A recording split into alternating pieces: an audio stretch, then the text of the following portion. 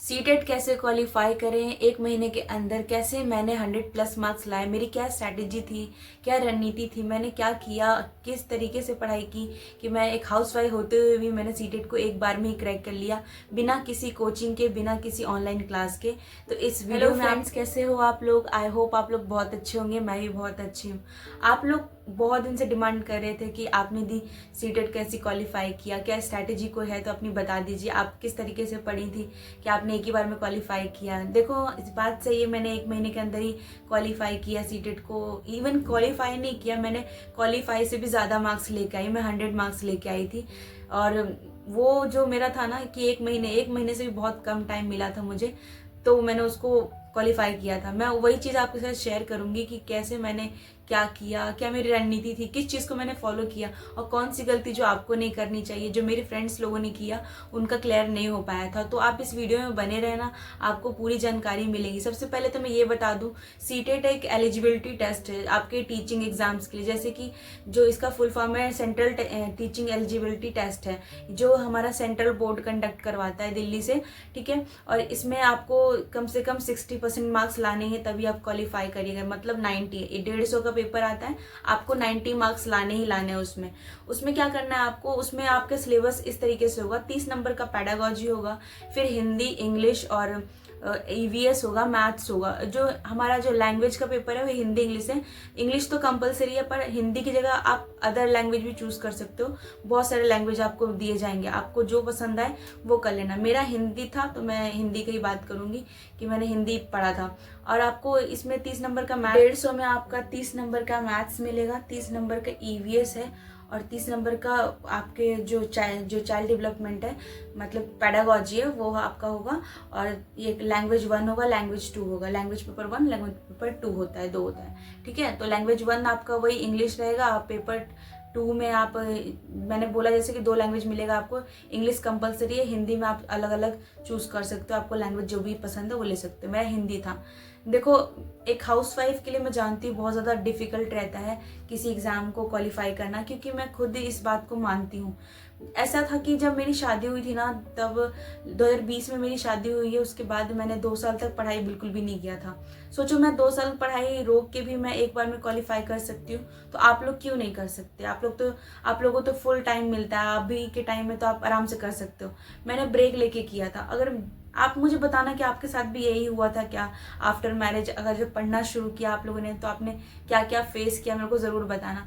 क्योंकि जब मैंने स्टार्ट किया था ना, 2020 में मेरी शादी हुई, उसके बाद मैंने 2 साल के लिए बिल्कुल ही क्विट कर दिया था, पूरा ही। मैं हार चुकी थी, मुझे मानना था कि मुझे पढ़ना ही नहीं है, क्योंकि मेरी शादी इतनी जल्दी हुई 18 ईयर्स में, बिकॉज जो मेरे पिता थे उनका फाइनेंशियल कंडीशन ठीक नहीं था, मतलब बहुत ज़्यादा इकोनॉमिकल, बहुत वीक थे, जिसकी वजह से हम 3-4 बहनें हैं, तो मेरी शादी करवाना उनको ज़्यादा अच्छा लगा। और आई होप भगवान की दुआ से मैं ठीक ठाक घर में भी हूँ, जिसने मुझे सपोर्ट किया आगे पढ़ने के लिए। तो 2022 में मैंने, मेरा हस्बैंड ने सपोर्ट किया कि मुझे दोबारा से स्टार्ट करना चाहिए। सो आज मैंने डिसाइड किया कि मैं स्टार्ट करूँ तो कैसे करूँ, मुझे तो कुछ समझ में ही नहीं आ रहा था। और मेरा ग्रेजुएशन भी कंप्लीट नहीं था। उस टाइम मैं सिर्फ रोती थी, दिन रात रोती थी, सोचती थी मैं क्या करूँगी, मेरी लाइफ यहीं तक सिमट के रह गई है। मतलब मेरे अंदर ऐसा है ना कि मैं अभी बोल भी नहीं पा रही। मेरे अंदर ऐसा है कि मैं बैठ के नहीं रह सकती, मुझे अपने लिए कुछ करना है, मुझे फाइनेंशियली इंडिपेंडेंट होना है। मैं चाहती हूँ कि मैं अपने पैरों पे खड़ी हूँ, मैं अपने आप अपना पैसा अपना खुद का अर्न करना चाहती हूँ। मैं ऐसा करना चाहती हूँ कि मैं अपने हस्बैंड के पैसे से हस्बैंड को गिफ्ट ना दूँ, मैं अपने पैसे से उनको गिफ्ट दूँ, ताकि उनको लगे कि गिफ्ट है। मुझे ऐसी विमेन बनना था, मुझे ऐसी लड़की बनना था, इसलिए मैंने डिसाइड किया कि मुझे पढ़ना भी है। पढ़ने के साथ साथ मैं अपने बच्चों को भी बाद में जाके मेरे बच्चे हुए, फिर मैंने बच्चों को भी संभाला, और इस बीच में मैंने अपना डीएलएड कंप्लीट किया। प्लस जैसे ही मैं 2023, जैसे मेरा 22-24 सेशन था डीएलएड का, मैंने जैसे ही डीएलएड में एडमिशन लिया, उसके फर्स्ट ईयर में मैंने सीटेट के लिए अप्लाई कर दिया। और सीटेट के लिए अप्लाई करने के तुरंत बाद मैंने इसकी तैयारी शुरू कर दी। मेरे पास बहुत कम टाइम था, बहुत ज़्यादा कम टाइम था, क्योंकि उस टाइम मेरी डिलीवरी हुई थी 2022 में। तो मैं बहुत ज़्यादा डिप्रेशन में चली गई, और रात भर रोती थी, दिन भर भी रोती थी। मतलब ऐसा था ना कि मुझे अभी भी सोच के लगता है कि मैं रात भर सोती नहीं थी। अगर आपके पास बच्चे होंगे तो आपको पता होगा कि रात में सोने को नहीं मिलता है। उसके बाद भी मेरे अंदर था कि बस मुझे करना है। तो बस आपके अंदर वो गट्स होना चाहिए, आपके अंदर डिसिप्लिन होना चाहिए। और मुश्किलें सबके पास आती है, बहुत दिक्कत होती है सबको, बहुत लोगों को परेशानी होता है, किसी को भी बैठा बिठाया नहीं मिलता है, और जिसको मिलता है वो बहुत ज़्यादा लकी होते होंगे, पर मुझे ऐसा नहीं मिला था। तो मैं आपको कहूँगी कि देखो, सबकी लाइफ एक जैसी नहीं होती है, अलग अलग होती है। आपको प्रॉब्लम हो सकती है, बट उसको फेस आउट करना आपका काम है। आप किसी को ये मत सोचो कि आपको कोई देगा अलग से पढ़ने के लिए, टाइम मिलेगा, नहीं मिलेगा आपको टाइम। अगर मैं इस चक्कर में रहती कि पहले मेरे बच्चे बड़े हो जाए उसके बाद मैं पढ़ाई करूँगी, तो मेरा अभी तक जो मैं भी TRE 4 के लिए सोच रही थी कि मैं TRE 4 की एग्ज़ाम दूंगी, वो शायद मैं नहीं दे पाती, क्योंकि मेरा CTET ही क्लियर नहीं होता। तो आप भी अगर CTET दे रहे हो या देने जा रहे हो, या फिर ये आपका लास्ट चांस है, आपको BPSC TRE 4 में अप्लाई करना है, या आपका लास्ट CTET है, तो आप इसको ज़रूर अच्छे से करना। आप बिल्कुल भी जो चीज़ें मैं बताऊंगी उस चीज़ को बिल्कुल मिस मत करना, ठीक है। और कोशिश करना कि जो 90% लोग गलती करते हैं वो आप उससे बच जाओ, क्योंकि कुछ लोग ऐसी गलती कर बैठते हैं जिसकी वजह से उनका क्वालिफाई नहीं हो पाता। अगर आप इस वीडियो में बने रहोगे तो अब मैं डैम श्योर हूँ कि आप मेरे को CTET के बाद जब आपका रिजल्ट आएगा तो कमेंट करोगे आपने सही बोला था, ये स्ट्रैटेजी फॉलो करना चाहिए, ठीक है। तो मैं आपको वही बताती हूँ 1 by 1 कि कैसे आप उस चीज़ को कवर कर सकते हो और क्या चीज़ नहीं करना है। जिसकी वजह से मेरी फ्रेंड फेल हुई थी, वो चीज़ आपको बिल्कुल भी नहीं करना है, क्योंकि यही चीज़ है जो आपको भी डुबो देगी। और आपका अगर जो BPSC TRE 4 लास्ट चांस है, तो आप कहीं ना कहीं पीछे रह जाओगे, क्योंकि TRE 5 आएगा या नहीं आएगा कोई नहीं जानता, पर BPSC 4 तो आएगा, चाहे अभी आए चाहे 1 साल बाद आए, पर वो आएगा। TRE 5 को कोई गारंटी नहीं है। तो आपको जितना अच्छे से हो सके, अगर जो CTET आपका लास्ट चांस है, से BPSC TRE 4 के लिए अगर आपने पहले भी दे रखा है, CTET नहीं निकला है और अभी आपका लास्ट चांस है, तो प्लीज़ इसको अच्छे से करना, ताकि आप भी मेरी दोस्त की तरह फेल ना हो और एक बार में CTET को क्वालिफाई कर लो। तो 1 by 1 शेयर करते हैं। सबसे पहले हम बात करेंगे पैडागोजी की। जो पैडागोजी सब्जेक्ट है वो बहुत ज़्यादा इंपॉर्टेंट है। क्यों इंपॉर्टेंट है? क्योंकि वो 30 नंबर का अकेला वो लेके आता है, वेटेज उसका है 30 नंबर का। पैडागोजी एक ऐसा सब्जेक्ट है जो आपके जितने भी हिंदी, इंग्लिश या EVS या मैथ्स है, वो सब में आपको काम देंगे। 15-15 मार्क्स के वो सब पैडागोजी से रिलेट करके क्वेश्चंस पूछे जाएंगे। तो सबसे पहले आपको पैडागोजी पे, अगर आपके पास 1 महीना है, वैसे तो आपके पास 2 महीने से प्लस है, पर अगर आपके पास 1 महीना है तो उस हिसाब से इसको मर्ज कर लीजिए। पहले क्या करना है आपको, सबसे पहले आपको क्या करना है, देखो आपको कुछ भी नहीं आता है तो सबसे पहले आप मैराथन देखिए। मैराथन देख के आपका CTET यूं ही निकल जाएगा। देखो, सबसे पहले आपको हिमांशी मैम का जो लेट्स लर्न का चैनल है वहाँ पे जाना है। उनकी जो पुरानी वीडियोस है, अभी का तो वो ढंग का पढ़ाती है नहीं पढ़ाती मुझे नहीं पता, पर उन पहले बहुत अच्छा पढ़ाती थी। तो देखो, पहले वाली वीडियो जो उनका मैराथन है, उनके प्लेलिस्ट से जाके मैराथन चेक करो। मैराथन पे उनके जितने भी EVS के मैराथन है, या फिर जो हमारा हिंदी इंग्लिश जो भी है, उनका जितने सब्जेक्ट्स का मैराथन है वो सब मैराथन देख लो, क्योंकि वो बहुत अच्छा पढ़ाती है। अगर आप एक बार उनकी वीडियोस देखोगे ना, तो आपको अच्छी समझ में आएगा कि हाँ, बहुत अच्छी वीडियोस है। आप पढ़ के जितना नहीं समझोगे, जितना मैराथन देख के समझोगे। तो जो मेरी स्ट्रैटेजी थी, सबसे पहले आप मैराथन देखो, पूरे जितने भी सब्जेक्ट थे आपके पूरे मैराथन देखो। एक बार नहीं, उसको 3 बार रिपीट करके देखो। 3 बार रिपीट करने के बाद उस मैराथन को क्या करो, सबसे पहले मैराथन देखने के बाद सारी वीडियोस को, उसके बाद लेट्स लर्न के एप्लीकेशन पे ही आपको नोट्स मिल जाएंगे। नोट्स अगर आपको नहीं मिलते हैं तो मैं अपने डिस्क्रिप्शन में डाल दूंगी, उस पर जाके चेक कर लेना, और वहाँ के नोट्स आपको 4 से 5 बार पढ़ लेना है। क्योंकि जो मैंने रियलिटी में किया है वो मैं बताऊंगी किस तरीके से मैंने क्वालिफाई किया है। आपको सबसे पहले नोट्स मैं अपने डिस्क्रिप्शन में डालूंगी, उससे आपको डिस्क्रिप्शन से नोट निकालना सारे सब्जेक्ट का। उसके बाद आपको खाली पढ़ लेना, उसको 5 से 6 बार रिपीटेडली पढ़ लेना, क्योंकि मैंने भी यही काम किया था। उसको 5 से 6 बार पढ़ने के बाद बस उसे छोड़ देना है। उसके बाद आप प्रैक्टिस करना शुरू करो, जितने सारे क्वेश्चन हो सके उतनी प्रैक्टिस करो। लाइक मैंने कहाँ से प्रैक्टिस की थी, पहले तो प्लेटफॉर्म की जो बुक आती है वो पूरा सेट का आता है, वो वाली बुक भी ले लो।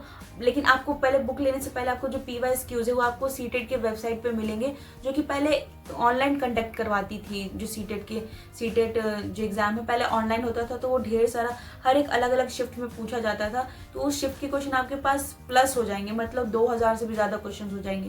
तो आप कहीं से बुक अभी ज़्यादा मत रखो। सबसे पहले जो हमारे PYQs है उसको ऑनलाइन से निकालो, उस वहाँ पे आंसर की भी होता है, उसको डाउनलोड करो, फिर चेक करते जाओ। वैसे ऐसे करके आप उसको पूरा PYQs को एक एक करके एक दिन में कम से कम 200 क्वेश्चन लगाओ। सारे सब्जेक्ट का 200 पॉसिबल नहीं है, मेरे से भी नहीं हो पाया था, लेकिन मैंने कोशिश किया था 200 लगाने की। मेरे पास कम टाइम था, मेरे बच्चे था, तो जितना हो सकता था मैं उतना क्वेश्चन करती। अगर आपके पास अभी एक महीने से ज़्यादा का टाइम है तो आप ज़्यादा से ज़्यादा क्वेश्चन प्रैक्टिस करो, मैं तो यही कहूँगी। और मैं यही फॉलो करती थी। देखो, आप जितना PYQ करोगे उतना ज़्यादा बेनिफिट आपको मिलेगा, क्योंकि PYQ से हमेशा रिपीट होकर क्वेश्चन आते हैं। और सबसे ज़्यादा जेन्युइन ट्रिक पता है क्या है उसका?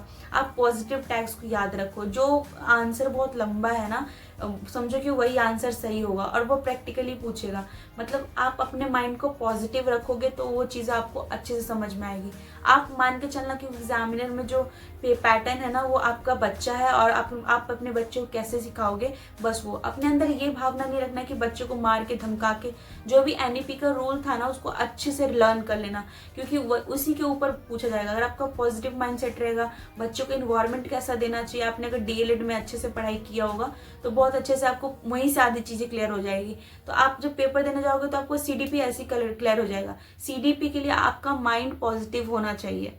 पॉजिटिव मतलब आप बच्चों को लेकर बिल्कुल सकारात्मक हो, मतलब हमेशा अपने बच्चों को लेकर आप बहुत ज़्यादा पॉजिटिव हो। लाइक बच्चों को मारना नहीं चाहिए, बच्चों को रटाना नहीं चाहिए, बच्चों को याद नहीं करवाना चाहिए, बच्चों को पीटना नहीं चाहिए। ये सब चीज़ें आपको नहीं करनी है। ये सब चीज़ें आप जानते हो कि NEP में ये सब रूल है, तो ये सब चीज़ों को दिमाग में रखना है। बच्चों को लिखवा के प्रैक्टिस करवाना चाहिए, बच्चों को समझाना चाहिए, बच्चों को उनका संरचनात्मक विकास करना चाहिए, उनका माइंड का डेवलपमेंट करना चाहिए, उनको रट्टाफिकेशन नहीं करवाना चाहिए। ये सब चीज़ें अपने माइंड में रखो। समझो कि वो आपका ही बच्चा है और आपको उसको पढ़ाना है बिल्कुल अपने बच्चे की तरह।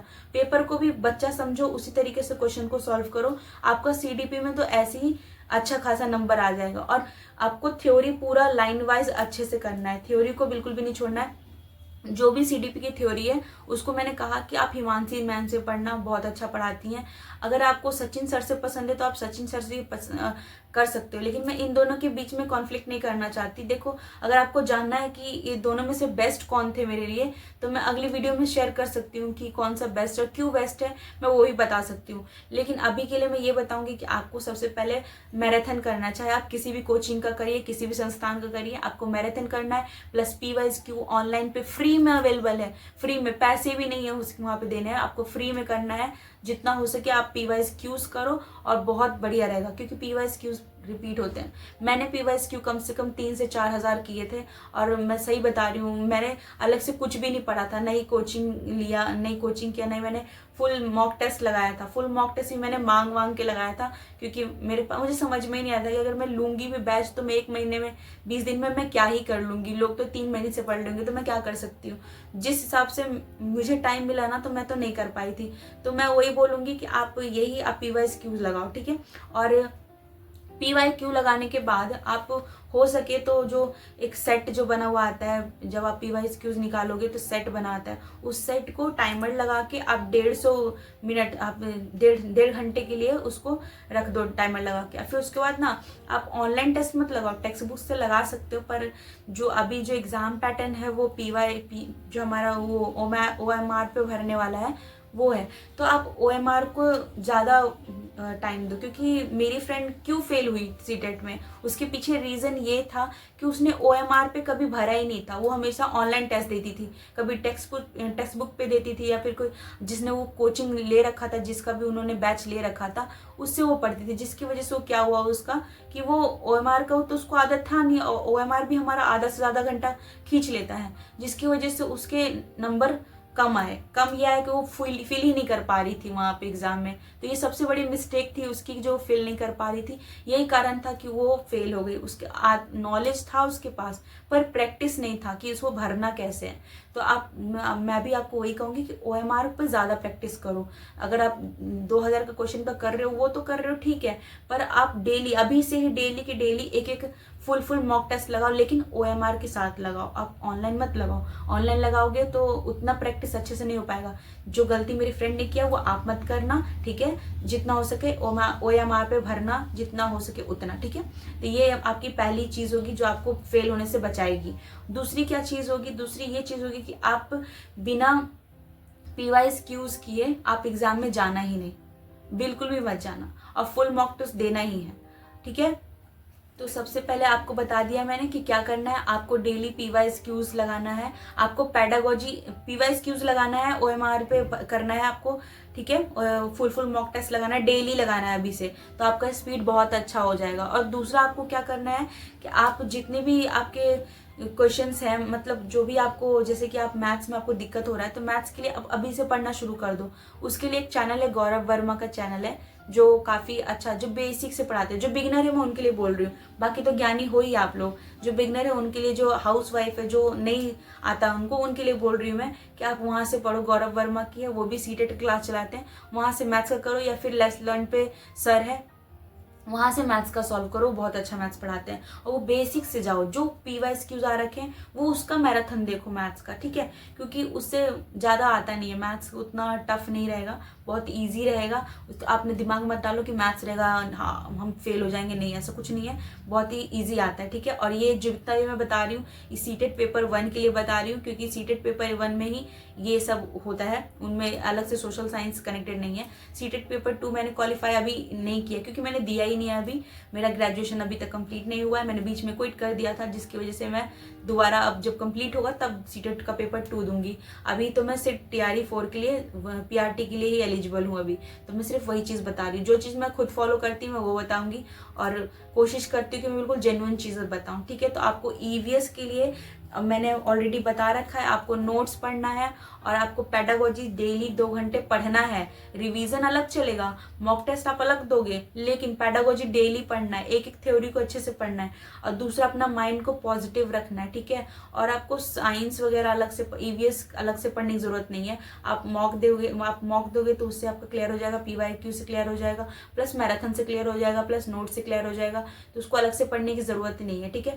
आपको सिर्फ उसको मॉक टेस्ट लगाना। मैराथन तो आप देखो, आपको 5-6 बार देखने का मौका मिले, देखो, उससे बाहर कुछ नहीं। और अगर जो अलग अलग क्लास लेते हैं ना, 30 क्वेश्चंस का वीडियो चलाते हैं ऑनलाइन पे, वो क्लासेस अब करना बंद कर दो, क्योंकि वो कोई बेनिफिशियल नहीं है। आप 3 घंटे में 30 क्वेश्चन कर रहे हो, उससे अच्छा है कि आप ऑनलाइन से पेपर निकाल के उसको सॉल्व करो फटाफट। जितने दिन में आप 30 क्वेश्चन सॉल्व करोगे, उससे ज्यादा तो आप 100 क्वेश्चन सॉल्व कर सकते हो। तो क्यों इधर उधर भटकना, आप जेन्युइन चीजें करो, क्योंकि आपके पास टाइम कम है, ठीक है। और ये मुझे नहीं पता कितने लोग देखेंगे नहीं देखेंगे, क्योंकि अभी मेरा न्यू चैनल है, मेरे पे भरोसा कितना करेंगे मुझे नहीं पता, बट इतना पता है कि जो मैं बता रही हूँ बाद में आपको फ्यूचर में बहुत हेल्प करने वाला है। जिसके पास भी जाएगी उसके लिए वरदान ही होगा ये वीडियो, ठीक है। तो आप समझ गए कि आपको पेडागोजी बिल्कुल नहीं छोड़ना, टिल द एग्जाम तक आपको पेडागोजी पढ़ते रहना है, क्योंकि पूरे सब्जेक्ट्स में, 5 सब्जेक्ट में आपको पेडागोजी मिलेगा ही मिलेगा, ठीक है। और ग्रामर बहुत ही बेसिक आता है, आप सिर्फ मैराथन देखो, ग्रामर बहुत ही बेसिक आता है। इंग्लिश का पेपर भी आप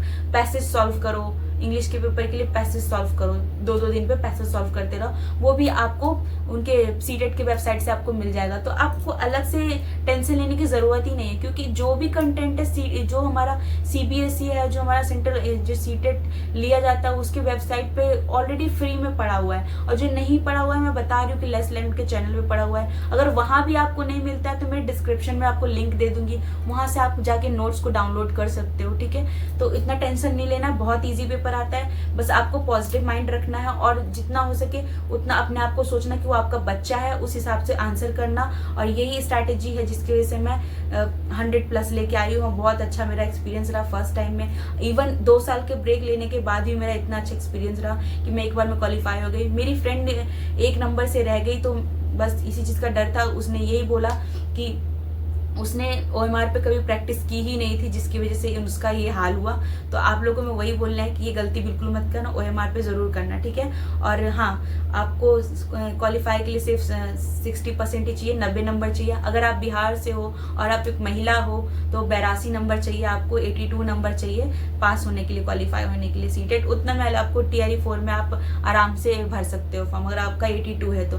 बॉयज को तो 90 ही लाना पड़ेगा, उनको कोई आरक्षण नहीं है, पर उनको 90+ ही लाना पड़ेगा। और एक सेफ स्कोर में बोलूंगी तो 90+ ही, आप कोशिश करना 90+ लाने की, ठीक है। Thank you so much for watching. अगर आपको वीडियो अच्छी लगी हो तो आप चैनल को सब्सक्राइब करो, ताकि जितने भी नोटिफिकेशन आ रहे हैं टीचिंग एग्जाम से रिलेटेड और मेरी लाइफ से जुड़ी चीजें, आप मोटिवेशन वीडियोस और प्रिपरेशन वीडियोस, मेरी ऐसी रियल स्ट्रैटेजी वीडियोस चाहिए तो आप चैनल को सब्सक्राइब कर लो, आपको बेनिफिट ही होगा। Thank you so much for watching, bye bye.